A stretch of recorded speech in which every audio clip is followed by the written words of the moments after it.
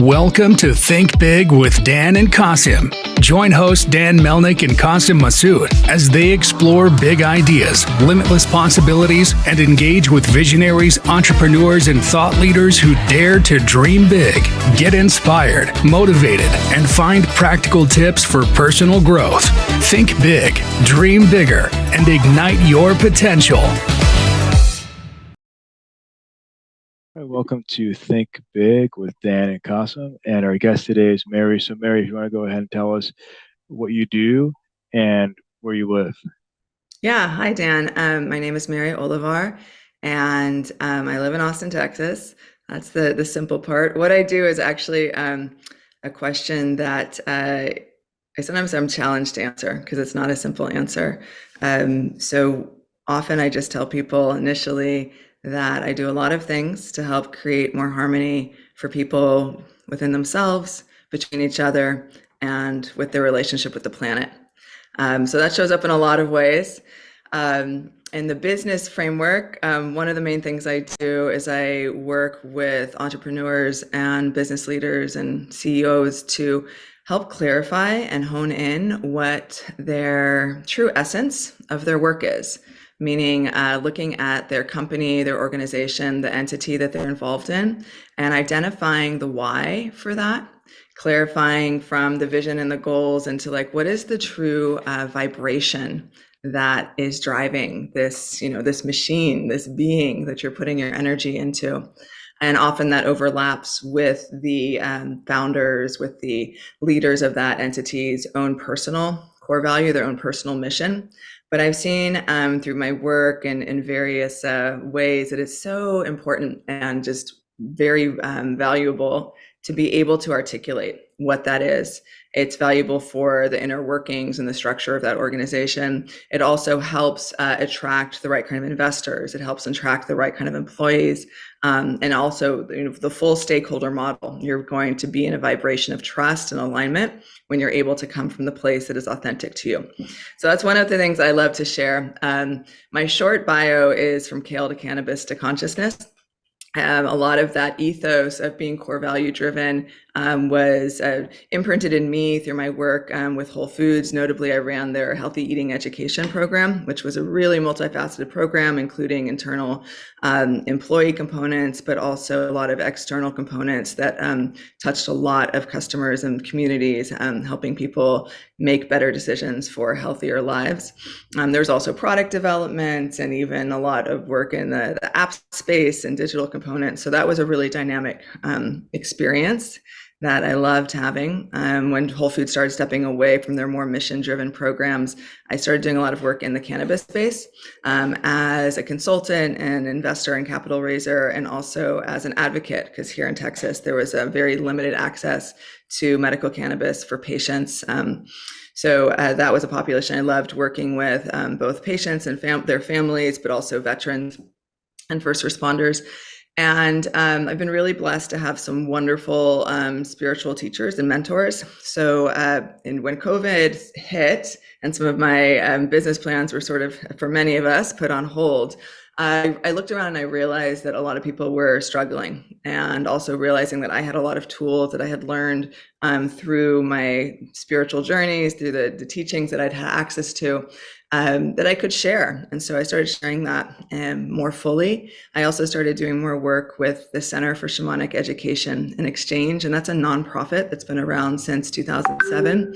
And we work directly with Indigenous communities, giving grants to fund projects that perpetuate their elder spiritual and cultural wisdom to the next generation in those communities.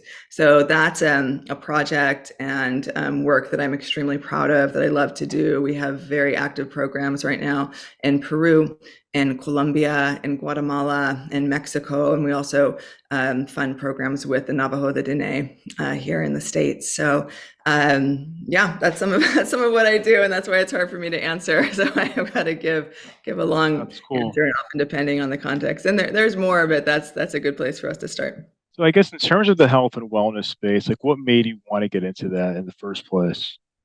I've always really loved to eat. And growing up in California, I had really great access to healthy food. I mean, we had fruit trees in our backyard, and it was delightful to have that access to unprocessed, delicious fruits and vegetables. And I was a pretty competitive student athlete, and that's when I tuned in to what I put in my body really affected how I felt.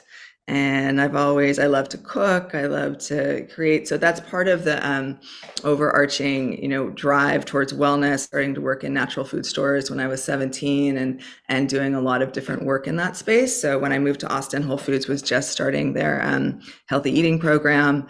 I'd had a large amount of experience working for other natural foods retailers across the country, and it was a really good fit for me to step in that role and lead the program. And one of the things that I found that I think allowed me to be successful is, rather than focusing on the ideals and like you have to do this thing, I was able to bring an approach that felt really accessible. So one of my superpowers is taking things that can feel really complicated, whether it's healthy eating or medical cannabis or even consciousness and spirituality, and helping people find a point of connection, a point of anchoring, and something that you can not only relate to and tangibly do, but something that you can also understand why you're doing it. So that's my overall approach to healthy eating and many things.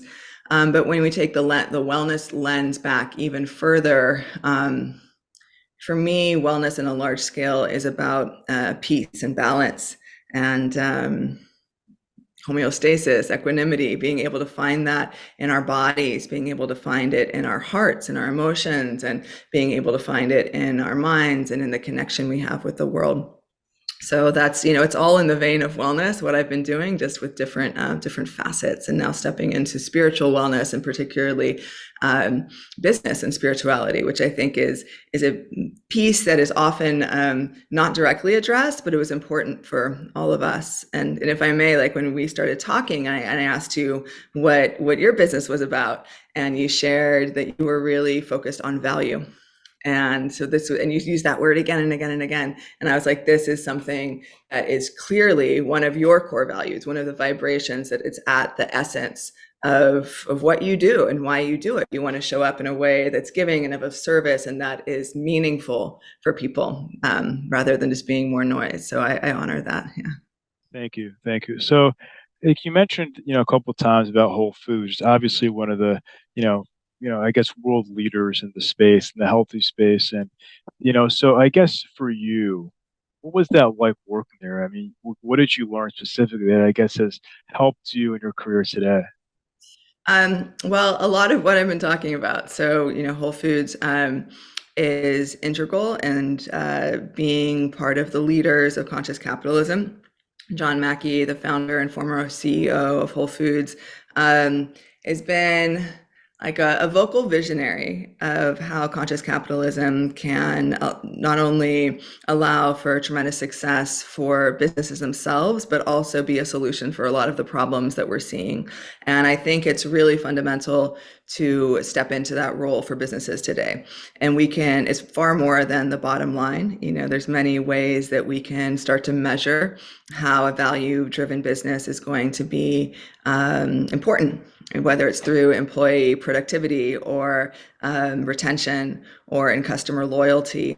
When you are able to stake your flag and say, this is what I believe in a way that is clear and articulates what is true, that resonates and can vibrate through the company. It can inform the structures, it can inform your business dealings, it can inform the way you're negotiating with different stakeholders, and the way you're building trust, and the way you're establishing a shared fate model. So that was really the fundamental pieces I saw.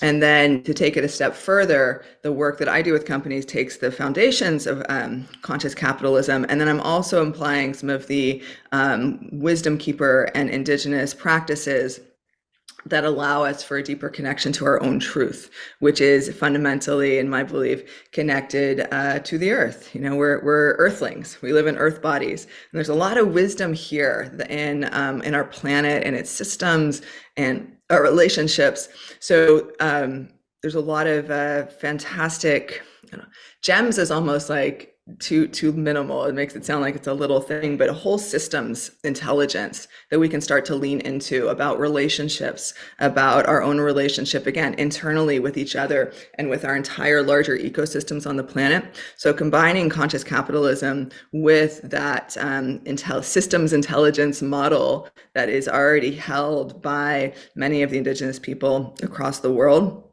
allows for us to step authentically in to that place of leadership that allows us to lead from our heart, from our truth. And that's the most powerful kind of leadership available.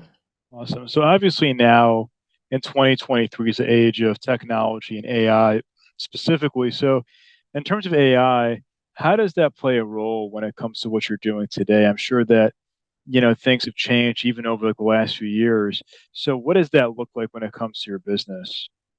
Um, that's a great question, and it's one I've been thinking about a lot. One of the things I do is I'm an advisor for South by Southwest, and so that what that means in my capacity is I help grade and assess the different submissions that come in for interactive. So interactive is the speaker panels, the solo sessions, and other aspects of that. And there's various tracks, categories that those different interactive components are showing up on. So I focus on psychedelics and health and med tech are the two tracks that I predominantly work in.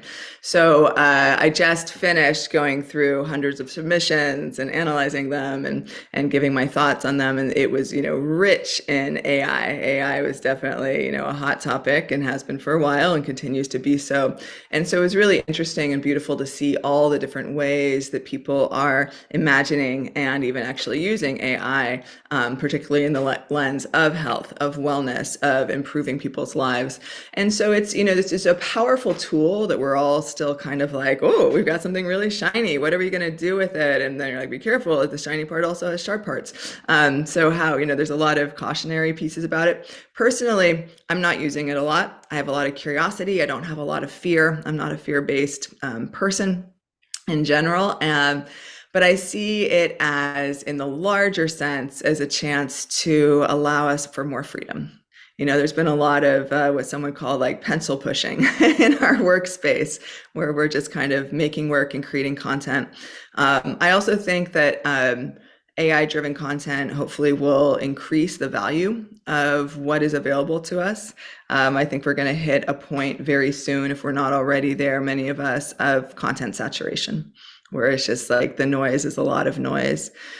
And that allows us to make the choice to step out of that hyperstimulation and back into the places that I love, the places of nature, the places of stillness, the place of human interaction, the places of experience, of embodiment, of at the next level of what reminds us that we are human. So I think that's a lot of what the choice points that we're seeing is that fundamentally, are we going to go inward into our virtual box of the human sensory experience, or are we going to step into the space of remembering ourselves as earthlings, remembering where we came from, and allowing ourselves to truly embrace the human experience in its physicality and in its physical presence here on Earth? So how do you manage that, right? I mean, I think it's like a very interesting discussion because we're talking about this balance, right, of the human interaction versus technology and AI. I think, obviously COVID, now more people are, I mean, obviously we're talking over Zoom, which is still a human interaction, but it's not the same as, per se, in person, right? So it's like, what does that look like going forward? I mean, in terms of making sure that there is that in-person human connection. I mean, obviously, you mentioned South by Southwest as an in-person event, right? So what does that look like in the next coming years going forward in your What mind? does it look like to be in person in the next coming years? Yeah, yeah. I think it's going to continue to be a choice for people. I offer a lot of online content with what I do. It's been something I started during COVID, and it's been fantastic being able to interact with clients all over the world. It's delightful. And it also allows us for an exchange, a population of ideas and information that we wouldn't have access to if we were solely in our places of physical experience. A lot of my clients live in isolated places. So it's joyful to be able to have that interaction. But yeah, so I value exchange. And even the nonprofit that I mentioned earlier, Center for Shamanic Education Exchange, and it's shamaniceducation.org. It's an incredible nonprofit. If you want to read more about the projects that we have, they're highly interesting. One of the principles we do in exchange is we fund the exchange of holy people, of shaman, of marakames, of onanyas, these different names of the holy people of indigenous, to go and stay with each other. From someone from Mexico to go to Peru and work with their plants and do diets with them. They both speak Spanish, and they're able to have an exchange. And they also learn that a lot of what their principles are similar. So they get that in-person experience that allows for the population through travel. And it's not something where we're like documenting or extracting. We really are focused on those communities receiving the benefits of that exchange rather than trying to pull it out for our own use. So, back to your question though, I think it's, very much a scale. Folks who are going to want to retreat and just be in the place of phones and online interaction. And that might be personality driven, it might be situationally driven. But I've also worked with people who, are like, I'm done, I'm off screen. I don't want to do anything. I don't want to take a course. I don't want to sit on a call. I'm going to fully go out and immerse myself in the human experience. And then there's going to be in the middle, the full range of different hybridization of times where we'll have a day that's, like my day today is going to be, less out about in the world, but that's fine. And then tomorrow I'll be in a different space. So, myself, I'm an interweaving and I'm a hybrid. And so I think we'll, continue to have a landscape of opportunities and choices in that. But I think really that, as I referred to earlier, I think for many folks, there's a saturation point coming, and that will drive more of an interest in experiences. And we already see it. We see it with the festival culture, but it's continuing to reemerge even as people are navigating, a post-pandemic world. 100%. I think people are definitely missing the in-person interaction. I think, both things will always be there. Right? I think it's just a matter of balancing those two things. So I guess right now, what are the biggest trends that you're seeing when it comes to the cannabis world? To be honest, my thumb is not as on the cannabis as it was a while ago. I started poking around in cannabis in around 2013, 2014. So it was a very early landscape. So the piece that I am more tuned into the psychedelic industry landscape, which is a really interesting cross-section of so many things. When we look at the full scope of mental health, when we look at changes in paradigm of pharmacology and how we're interacting with patients, giving things that are perhaps just a 1 or 3 times rather than a daily pill. It comes into a lot of traditional spirituality and indigenous rights. It comes into the areas of land conservation when we're looking at plant medicines. And there's a full, and I could go on and on about the full range of incredible ideological and tangible issues that it brings up. But back to cannabis, it's so looking at that industry, it has informed somewhat some of the potential pitfalls of the psychedelic movement as we're looking at states like Colorado, Oregon, and now potentially California decriminalizing many psychedelics. So it's people who cannabis used to say like, oh, it's the Wild West. Like it's this, if cannabis was the Wild West, then psychedelics is like space or deep sea ocean, and so it's like a whole new realm. But I think cannabis, we overestimated the response of people, and some of that's been fraught by heavy tax burdens and price competition from black markets. But I think it will just continue to be slowly further integrated into the mainstream model as it starts to become more destigmatized. I'm a big believer in looking at habits. That's some of the work that I did with through Whole Foods. We were able to work with the Design Lab, the D Lab at Stanford, and BJ Fogg, who's a pioneer in habit work. So when we're looking at, if you're asking about the industry, I'm assuming you're potentially asking about customer patterns and usage and buying preferences. So I really encourage people to remember the lens of habitual use. If someone is already doing something, it's easier for them to adopt a new thing into it. For example, if someone has never smoked anything, imagining that they're going to buy flower and smoke it regularly is pretty silly. Like, it's a whole new system and apparatus, and you need a lighter and like all the things that they're not used to having. So I think it's just going to start creeping into different demographics, piggybacking on habits they already have, whether it's gum or teas or supplements. But I think the real untapped area for cannabis, which I hope to see more of in the future, is in like the nutraceutical model, where we're getting more specific about cannabinoids and targeting them for specific conditions and allowing that to be more accepted in the mainstream model. Awesome. So if somebody watching this wanted to reach out to you, do you mind sharing the best way to get in contact with you, or like your website? Like, what's the best way for somebody to reach out? Yeah, I appreciate you asking. So I have two that I'd love to share. And the one that I use predominantly for business consulting, if you are sparked by conversations around your essence and what your core values are, and being able to translate that into your business structures and onto customers. The best way to find me there is to check out my website at thegoldenline.co. So thegoldenline.co. And that'll give you a little more information and an easy way to get in touch with me. And then I also do more of the spirituality consulting, both for individuals and couples. So it's sort of like an energetic therapy model. And that's theawokenchild.com. And I have plenty of free offerings for people who want to just dip their toes in. And that's really helpful for folks who need a little grounding. That's really what I see mostly in my clients and the folks that we work with, helping remember themselves, do a little energetic hygiene, release a lot of the heaviness that we are bombarded with, that are being created in our day, that's being created in the world around us, and get you in more of the place of your center and your truth in your heart.